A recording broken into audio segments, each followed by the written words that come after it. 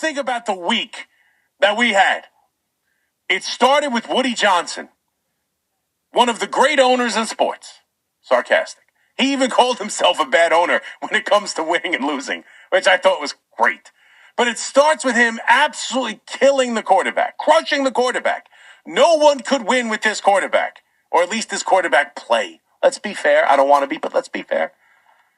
It'd be nice to complete a pass. Absolutely crushing the quarterback, which sends shockwaves through the organization. They have to talk about it all week. You got the coach up until Saturday still not saying who the quarterback is. He knows who the quarterback is, but he's not going to tell you. Why? Because he doesn't want to. Now we know all week long it's because Tyrod Taylor, despite practicing on some level, has a knee injury that kept him out of the game. We found that out on Saturday.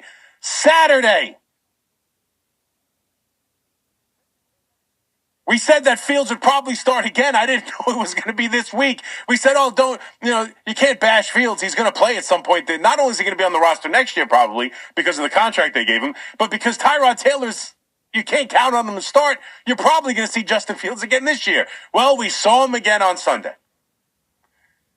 Then you roll that into game day, and of course you get the tragic news of Nick Mangold, earlier in the day. It's just one of those things that you hope that the Jets can give you a performance. And forget what I feel, and we'll get to it after this, about whether or not, the win is relevant on who they are or, tanking and you want to get as good a chance at your top draft pick as possible and all that stuff that I'll continue to talk about because I believe in it truly.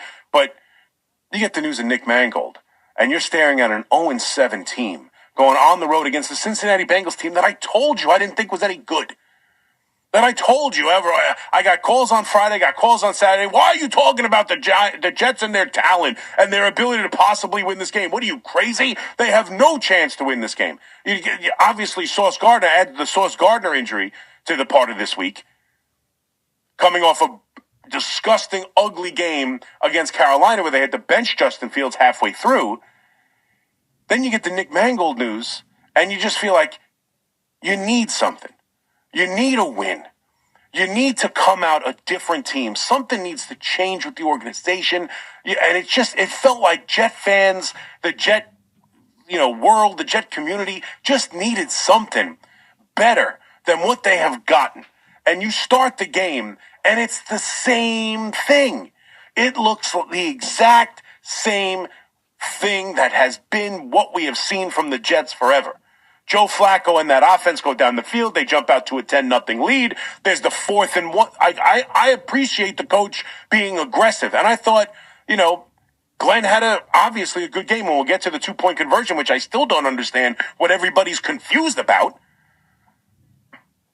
But you have the 4th down play where they're talking on the broadcast about probably a quarterback sneak. It looks like he checks out of it. They pitch, which I hate. If I see another, and I'm not, I don't know. I'm not a play caller. I get it. They all know more football than me. But why on 4th and short are we pitching the ball back 6 yards into the backfield? I'll never understand that as long as I live, why those are the kind of plays still called on 4th. Or why are you throwing a pitch? Why are you starting 6 yards back? You're only a yard back. Why would you just give them 5 yards? I'll never understand it. But that was a terrible play call, and that just felt like that was the game. And even in the second half, when this team started doing what it does, running the football, and you look at the front line, you look at this offensive line, this young offensive line, this group that should be together, the young tackles, Tippmann, they played really well, and they should be able to play well.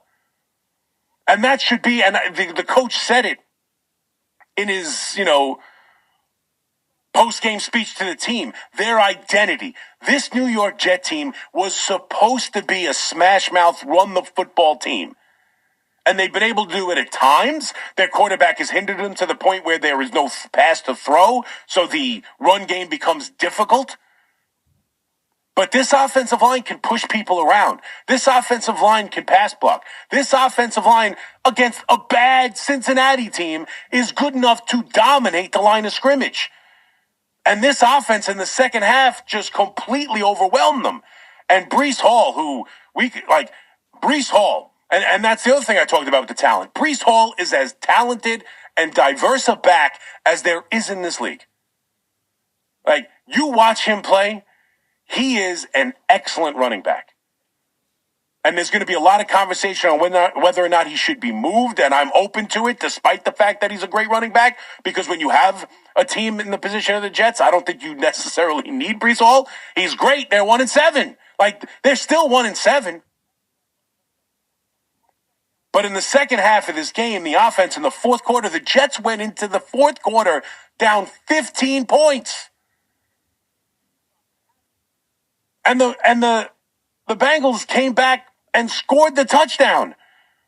That you figured that would be they come right back down the field after that first touchdown in the fourth quarter, right back down the field. And you figure, well, that's it. The momentum's there, right? You kick the field goal, they come back and score. You score the touchdown, they come back and score. And you're just thinking, well, it's just not going to happen. And they kept coming. The defense was awful, don't get me wrong. But this offense able to run the ball. Justin Fields, played by far his best game since week 1.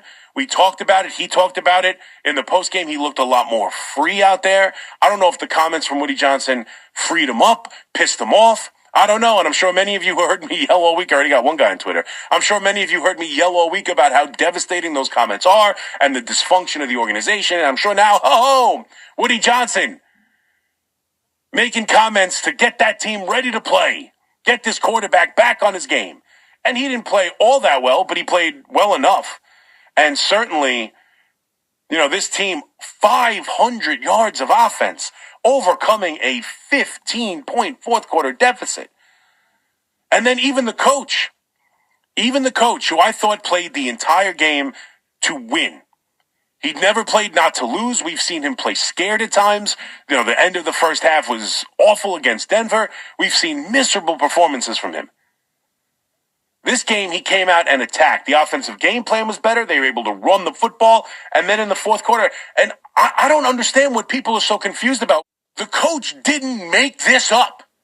Aaron Glenn did not invent when you're down 14 points on the first touchdown to go for 2.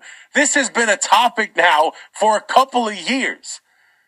This is a topic and a discussion. Now, you don't have to like it. You could think it's a poor strategy. You could debate that, the numbers and the analytics, and because analytics tell you, I'm sure half of you hate it. But because they believe that you are likely to get one of at least two-point conversions, the thought process is you go for 2 after the first touchdown. If you get it, now you're in a position to win with an extra point.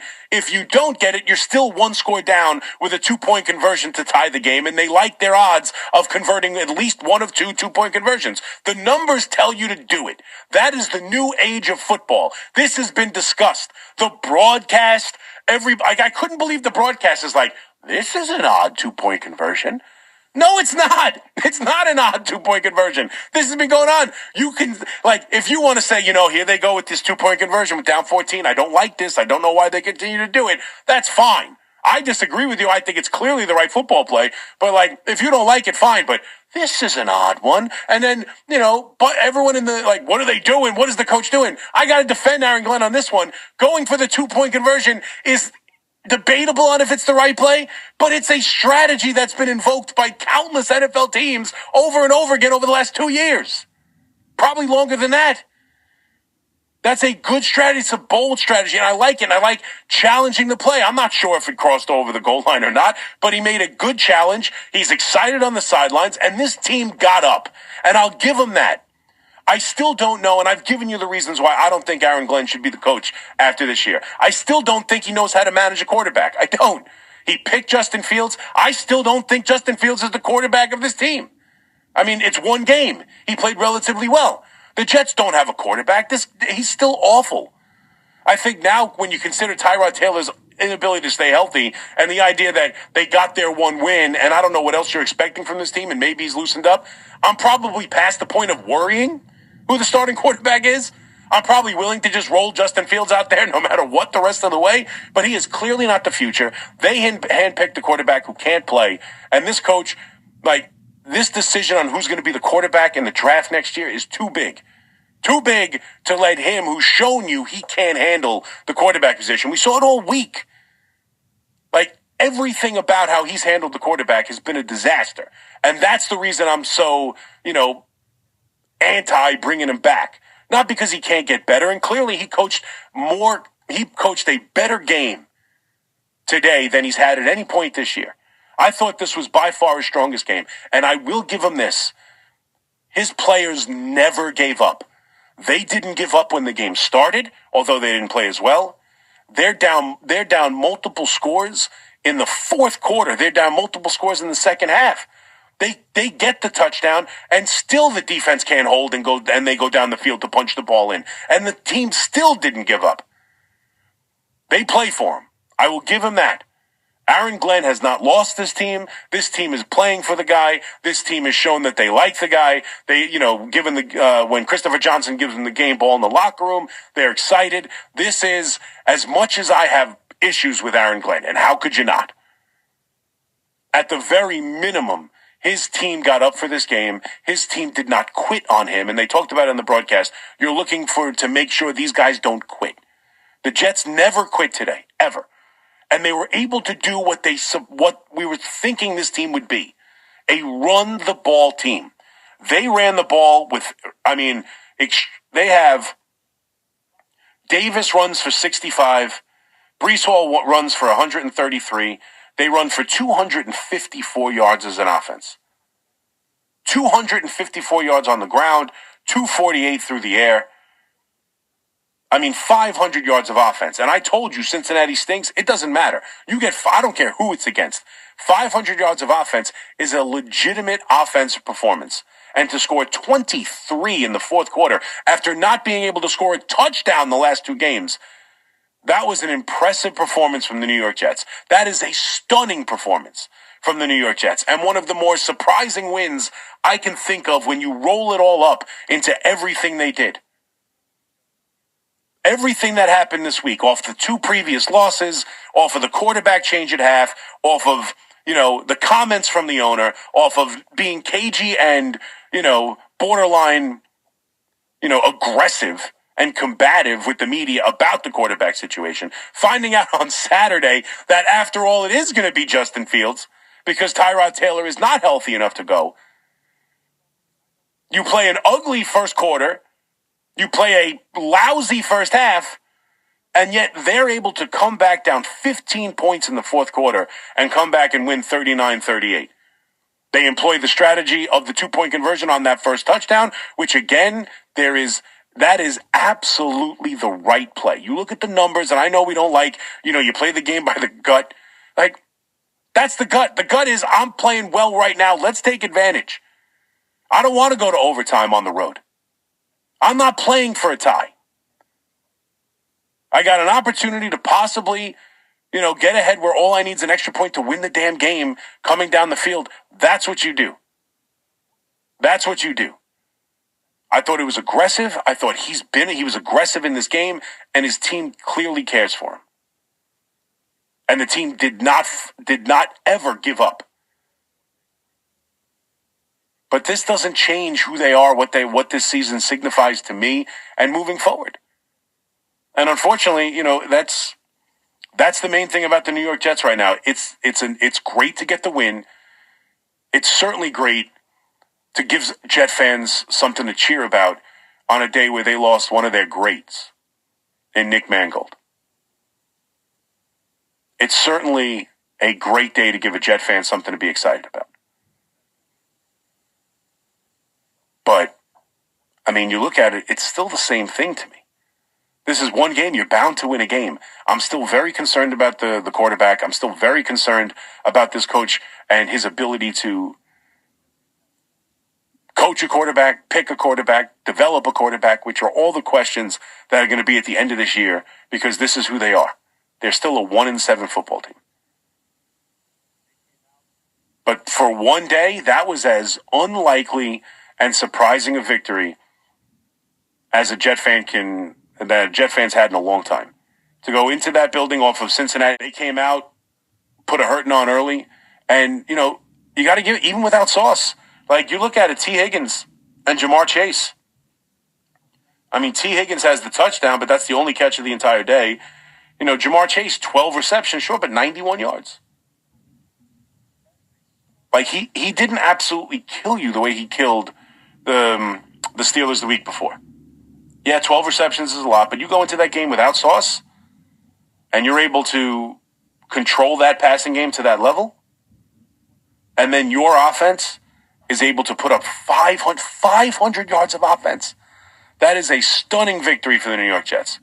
And good for the Jet fans today. We'll talk about tanking and whether or not this win was good at a later date. This was a good win. I thought it's a great win for the coach. Hopefully it's a good win for the quarterback who can at least try and play. But this is what this team should be all year. Not that necessarily got to win the game or score 23 points in the fourth quarter. Run the football. Make things easy for your quarterback. Run the football. Use your offensive line. Play a little bit better defense than giving up 38 points. But this is who the Jets are. And really, since week 1, this is the first time we've seen them. This is the first time we've seen what should be the Jet team, right? A competent run game, dominate the line of scrimmage, figure out a way to, limit enough on defense. This defense should be more talented than this. But that's a good win for your New York Jets. It's a good win. It's a good win on a otherwise sad day. And it's a stunning victory, and they turned a tumultuous week. And I got to give that to the coach.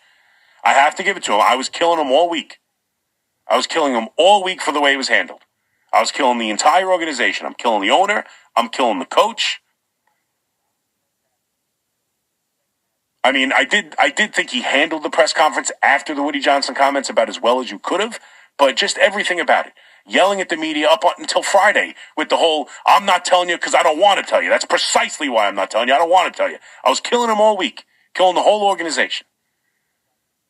They came out and played a lousy first half and still in the second half made adjustments, ran the football, and found a way to win a game that nobody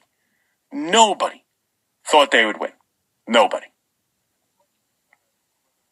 The coach got this team up after a really tough week to get them up.